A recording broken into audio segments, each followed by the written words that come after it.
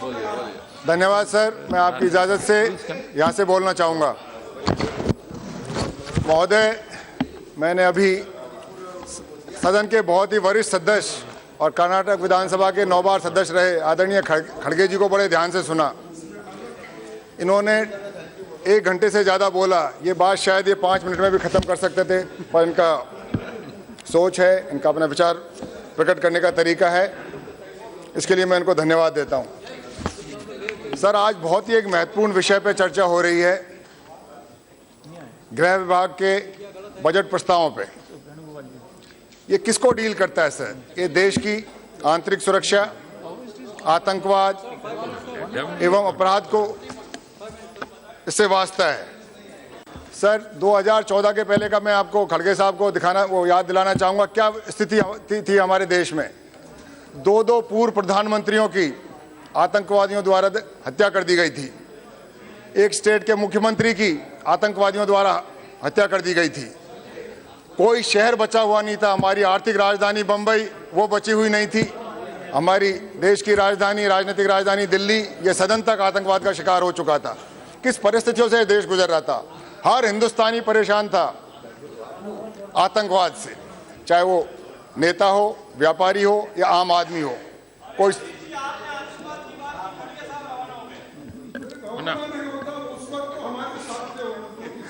Sir, मैं अभी भी आपके साथ हूं सदन में सर, आपकी बात बड़े ध्यान से सुन रहा हूं सर।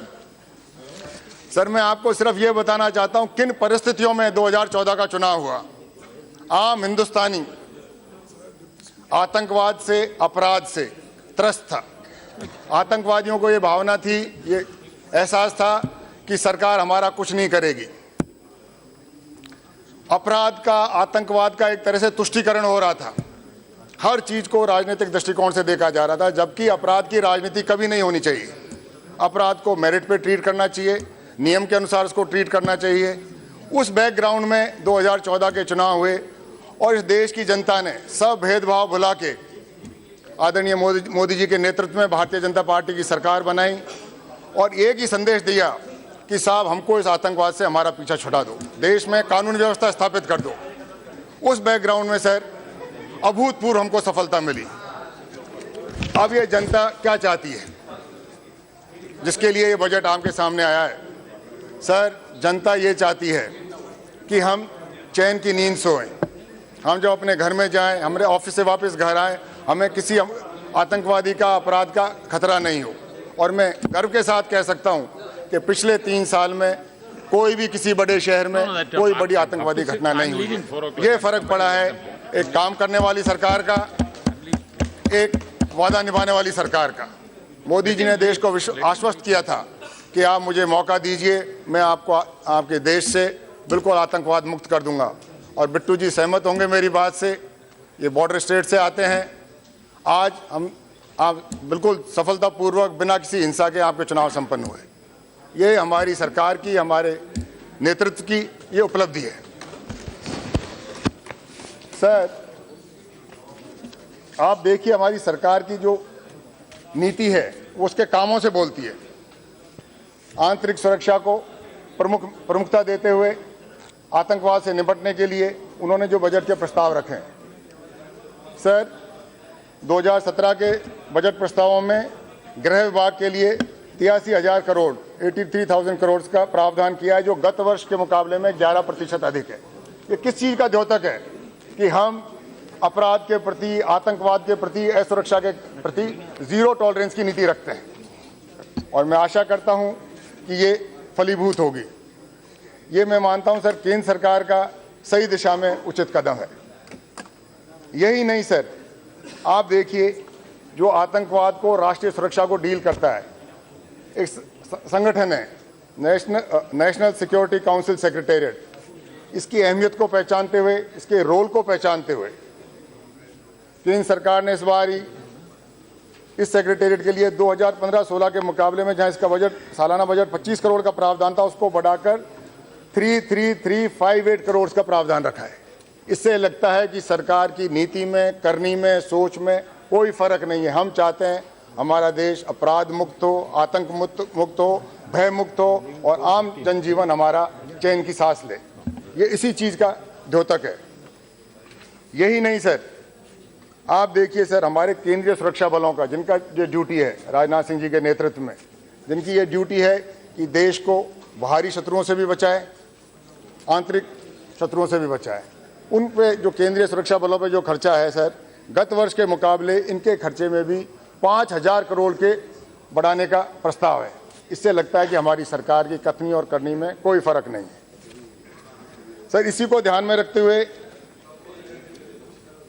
हमारी सरकार ने केंद्रीय बलों को आदरणीय राजनाथ सिंह जी के नेतृत्व में आतंकवाद से, अपराधियों से डील करने में फ्री हैंड दे रखा है। कोई राजनीतिक हस्तक्षेप नहीं होगा। इन्होंने हर बार अपनी स्टेट में कहते हैं उसको मेरिट पे ट्रीट करें, जो भाषा समझता है वही भाषा बोलें, और उसी के कारण है आज हमारा देश सुरक्षित है, शांत है। ये इनके नेतृत्व को हमारी सरकार की नीतियों का प्रभाव है। सर, एक जो बात अभी खड़गे जी ने भी कहा, महिला सुरक्षा के लिए, महिला सुरक्षा बहुत ही महत्वपूर्ण विषय है। ये हर व्यक्ति को, हर शहर को, हर गांव को इससे प्रभावित होता है, और इससे हमारे देश की छवि का भी एक फर्क पड़ता है कि हमारे देश में महिलाएं कितनी सुरक्षित हैं। महिला हमारे समाज का एक कमज़ोर तबका है, इसमें हम स्वीकार करते हैं, और उनको सुरक्षा प्रदान करना हमारा दायित्व है। हम दलगत राजनीति से ऊपर उठ के इनके हित की रक्षा करें। इसी को ध्यान में रखते हुए सर, महिला सुरक्षा में 10,506 करोड़ का प्रावधान रखा है। ये किस चीज़ का प्रतीक है प्रेमचंद्रन जी? ये किस चीज़ का प्रतीक है कि हम महिला सुरक्षा को प्राथमिकता देते हैं। हम हमारी महिलाओं को सर, वो इसी के अधीन है सर, इसी के अधीन है सर। पैसा भी देंगे, पैसा खर्च भी करेंगे, पैसे का उपयोग भी करेंगे, सदुपयोग करेंगे, दुरुपयोग नहीं होने देंगे। ये हमारी सरकार की वचनबद्धता है।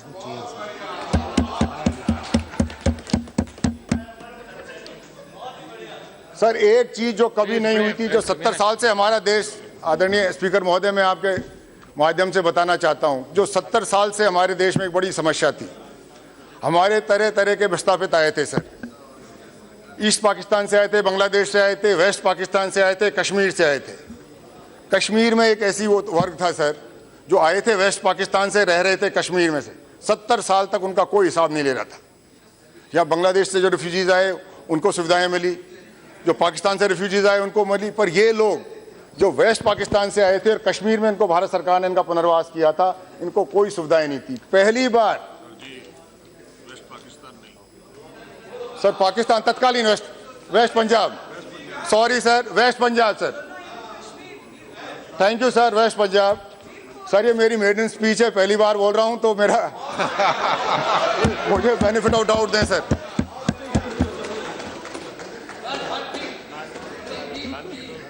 तो सर, ये वेस्ट पंजाब से जो रिफ्यूजीज आए थे, कश्मीर में बसाए थे, इनके पुनर्वास की कोई योजना नहीं थी।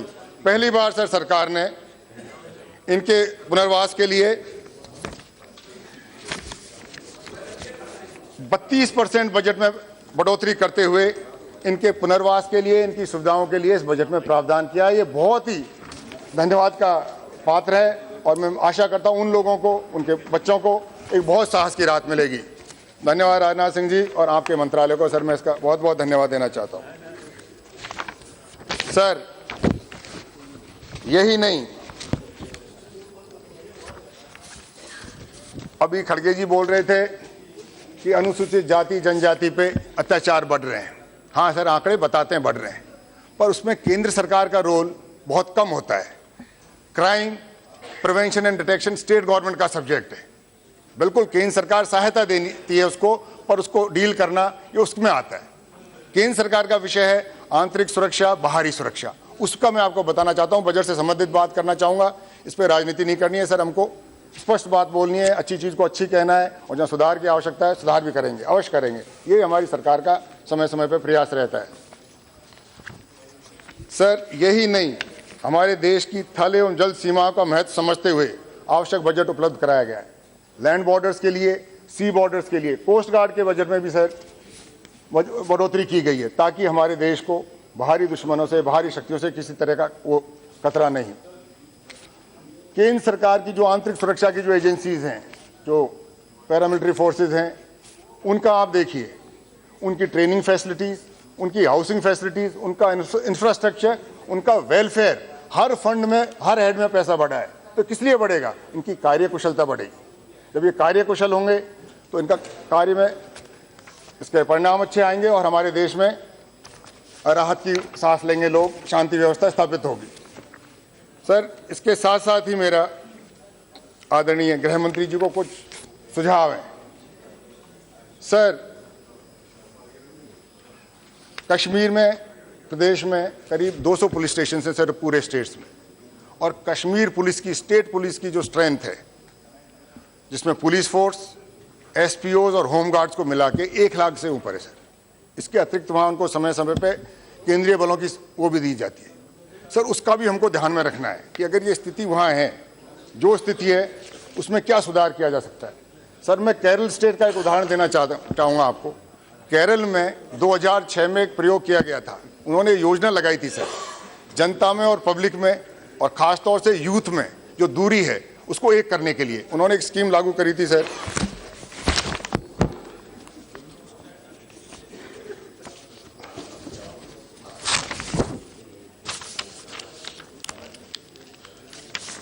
Student cadet programme.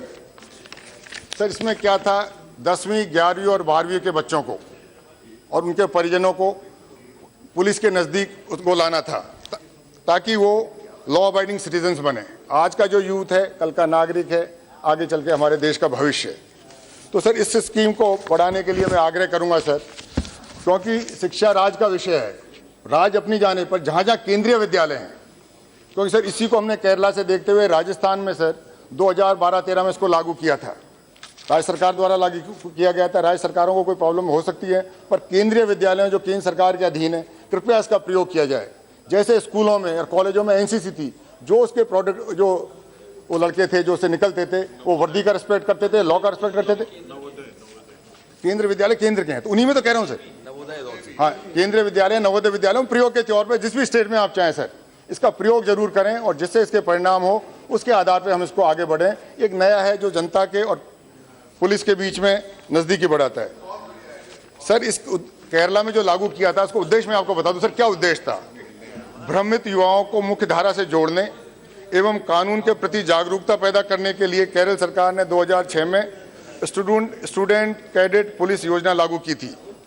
इसका उद्देश्य विद्यार्थियों को एक सजग, शांतिपूर्ण एवं मूल्य आधारित समाज के लिए तैयार करने का प्रयास है, जो अनुशासन और विधि की पालना में अपनी स्वाभाविक जीवन शैली के रूप में विकसित कर सके। सर, ये बहुत ही इसका किया है और केरला में जो प्रैक्टिस है, it's a good practice, appreciated by everyone. I think government of India should take a lead in this. Sir, इसके साथ साथ ही एक फंड ऐसा जो एमएचए के अंडर में है सर, बीएडीपी, जो पूर्णतः भारत सरकार बॉर्डर एरिया डेवलपमेंट के लिए फंड्स अलॉट करता है बॉर्डर स्टेट्स को। सर, इस फंड्स का जो मॉनिटरिंग है सर, केंद्र फंड देके भूल जाता है। जैसे केंद्र सरकार की और योजनाएं, वो दिशा योजना के तहत संबंधित एसपी उसका सुपरविजन करते हैं, उसकी मॉनिटरिंग करते हैं, पर ये योजना उसके अधीन नहीं है। तो एक तरह से सर, इस फंड को भी मैं आदरणीय राजनाथ सिंह जी से आग्रह करूंगा कि इस फंड की भी मॉनिटरिंग दिशा उसके तहत दें, ताकि एमपीज का, ये 100% भारत सरकार का फंड है, इसमें एमपीज का इसमें सुपरविजन हो, इनकी मॉनिटरिंग हो, ताकि इस पैसे का सदुपयोग हो सके। बहुत बढ़िया सर। एक चीज और है सर, जब आदरणीय जॉर्ज फर्नांडिस जी रक्षा मंत्री थे, उन्होंने महसूस किया कि जो यहाँ रक्षा मंत्रालय में बैठे हुए बाबू थे और जो सीमाओं पर रह रहे जवान थे, इनकी सोच में, विचार में काफ़ी फर्क था। वो कोई प्रस्ताव आता उनके कल्याण का, उनका वेलफेयर का, यहाँ उसको और रूप में देखा जाता था। तो इन्होंने यहाँ के कुछ बाबुओं को बोला, आप सियाचिन के वहाँ जाकर रहिए, मेरे जवानों के साथ रहिए, आपको पता लगेगा वो किन परिस्थितियों में काम करते हैं। इनके जाने से उनका हौसला अफजाई होती है, उनकी कार्यकुशलता बढ़ती है और हमारे देश को सही नतीजे हासिल होते हैं। तो मैं आपसे आग्रह ये करूँगा, क्योंकि आपकी सेवाएं भी सर, बीएसएफ है, आईटीबीपी है, एसएसबी है, ये पता नहीं किन किन दुर्गम स्थानों पे वो करते हैं सर, नौकरियां करते हैं। सीआरपी वाले हैं सर, ये नक्सल प्रभावित इलाकों में करते हैं। तो कुछ अधिकारियों को वहाँ भी भेजें सर, ये जो यहाँ काम करें, ताकि आपको सही सूचना मिलेगी और आपको भी ताकि सही निर्णय लेने में वो होगी सर। ये मेरा वो आपसे आग्रह रहेगा सर। दूसरा सर, एक आपके अधीन गृह विभाग में कुछ विशेषज्ञों की कमेटी बनी हुई है। कोई आतंकवाद के विशेषज्ञ हैं, कोई नक्सल प्रभावित क्षेत्रों के विशेषज्ञ। आपके कार्यकाल में पहले से चल रही है सर, ये मतलब अभी भी चल रही है, मतलब लंबे समय से चली आ रही है। और ये सर कश्मीर में सरकारें बदल गई, आतंकवादियों के तौर तरीके बदल गए, आतंकवादी बदल गए, संगठन बदल गए, पर वो एक्सपर्ट वहां के वहीं हैं। तो कृपया समय को ध्यान में रखते हुए उनको भी थोड़ा बताएं कि भाई जहाँ जाना वहाँ जाएं, ये आप थोड़ा ध्यान रखें सर। सर एक और मेरा आपसे है सर, मैं एक प्रावधान पढ़ रहा था आपके जो बजट प्रस्ताव हैं, provision for expenditure on salaries and other allowances of cabinet ministers, MOS and farmer PMs has been increased from rupees 413 crores to 723 crores, nearly 85 to 90%. I have nothing to comment on that. पर sir ये MP भी ये सब हम लोग बैठे हुए हैं, सब कुछ हमारा भी ध्यान रखें सर। हाँ, हमारे ऊपर भी कृपया दृष्टि करें ताकि हम भी इसका ध्यान रखें सर। सर अंत में मैं ये कहना चाहूँगा कि सर हमारी जो आंतरिक सुरक्षा व्यवस्था है, मैं गर्व के साथ कह सकता हूँ सर, मैं भी एक पूर्व पुलिस अधिकारी रहा हूँ, मैंने केंद्रीय पुलिस बलों में भी नौकरी करी है, मैं गर्व के साथ कह सकता हूँ। नहीं सर, CRP में था सर,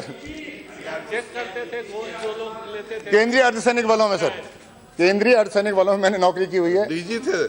मैं आपको अनुभव के साथ कह सकता हूं सर, आज हमारे केंद्रीय सेवाओं का मनोबल, उनके दिशा निर्देश स्पष्ट हैं, उनको पता है उनका रोल क्या है, उनको किन परिस्थिति में क्या करना है, उनको दाएं बाएं देखने की आवश्यकता नहीं है। ये हमारी सरकार बधाई की पात्र है सर। जहां नेतृत्व मजबूत होता है, आदेश स्पष्ट होते हैं, सफलता अवश्य मिलेगी। उसमें कोई कारण नहीं है सर असफलता मिलने की, क्योंकि हम जानते हैं हमें अपराध को अपराध की दृष्टि से देखना है, कल्याण को कल्याण की दृष्टि से देखना है, और तुष्टीकरण की राजनीति नहीं करनी। बहुत खूब। अपराध की राजनीति करना मैं मानता हूं अन्याय है, कोई भी करे, मैं किसी पर आरोप नहीं लगा रहा था, जो कोई भी करे वो नहीं। अब राजनीति करें, अवश्य करें, राजनीति विकास की करें, विचार की करें, भाईचारे की करें, सबको साथ लेके चलने करें, पर अपराध की और अपराधियों की। क्योंकि मैंने देखा था सर, एक केस हुआ था सर, बाटला हाउस एनकाउंटर, दाएं हाथ कह रहा है एनकाउंटर है, बाएं हाथ कह रहा है नहीं नहीं ये तो निर्मम हत्या है, कोई क्या कह रहा है, सरकार की समझ में नहीं आ रही थी ये हुआ क्या। तो हमको अब कम से कम ये तो हिम्मत है कि जो जैसा है, जैसा करता है, उसको we call a spade a spade. Police में विश्वास किया जाए। तो आप हमारे नेतृत्व को इस पर धन्यवाद देना चाहूँगा, आदरणीय मोदी जी को, आदरणीय राजनाथ सिंह जी को, और हमारी जितने सैनिक और अर्धसैनिक बल हैं कि वो अपना काम बहुत अच्छी तरह से निर्वहन कर रहे हैं। इसके साथ साथ ही सर, ये दिल्ली है, भारत की राजधानी है, और इसमें भारत के हर क्षेत्र के लोग रहते हैं। मतलब दिल्ली को स्टेट भी मान लें, इसको देश भी मान सकते हैं सर आप।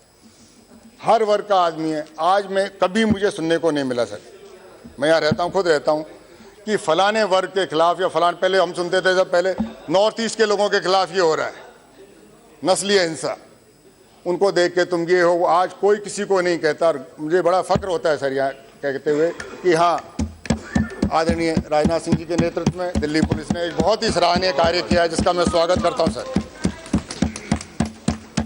सर मैं, खड़गे जी चले गए, वेणुगोपाल साहब बैठे हैं, इनके माध्यम से सर, आपके माध्यम से उनको सूचना पहुँचाना चाहता हूँ, बिल्कुल विरोध करें। विरोध उस चीज़ का करें जो विरोध करने योग्य हो। विरोध इसलिए नहीं करें कि हमें विरोध करना है, विरोध सकारात्मक होना चाहिए सर। आपकी भाषा में देश हित दिखना चाहिए, आपकी लैंग्वेज में जनहित देखना चाहिए, क्योंकि देशभक्ति से कोई बड़ी भक्ति नहीं और राष्ट्र हित से बड़ा कोई हित नहीं है। और हमारा नेतृत्व आदरणीय मोदी जी, आदरणीय राजनाथ सिंह जी और हमारी पूरी पार्टी पूर्णतः इस देश की सुरक्षा के लिए, इस देश के हित के लिए, देशभक्ति के लिए हम समर्पित हैं।